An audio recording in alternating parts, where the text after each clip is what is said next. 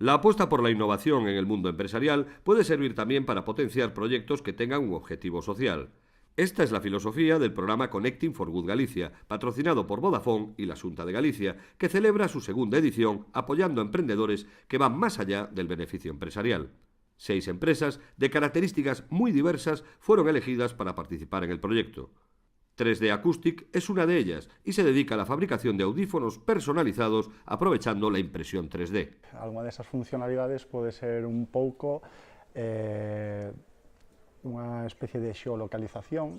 que o que pretendemos sobre todo en persoas maiores que teñen que estar moi pendientes sobre todo dos seus familiares,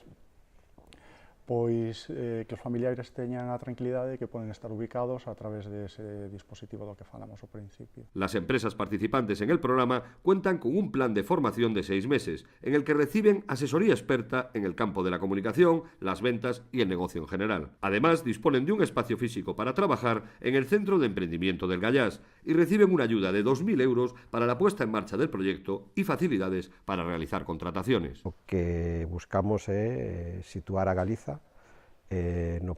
panorama nacional e incluso europeo como un referente de aplicación das tecnoloxías en el ámbito social.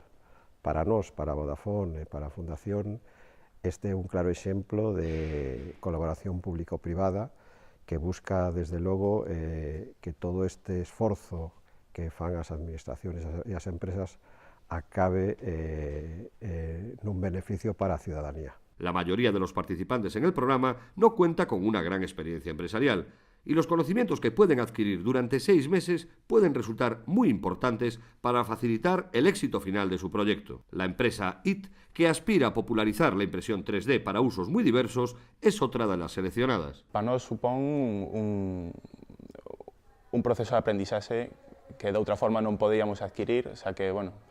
somos xente moi xove, eu teño 25 anos e acabo de sair da universidade e, polo tanto, o mellor saberei moito de impresoras 3D de enxeñería, pero de facer unha empresa e de emprender, pois non teño moita experiencia, polo tanto, entrar a participar nun programa de aceleración como o de Vodafone para poder adquirir estos conocimientos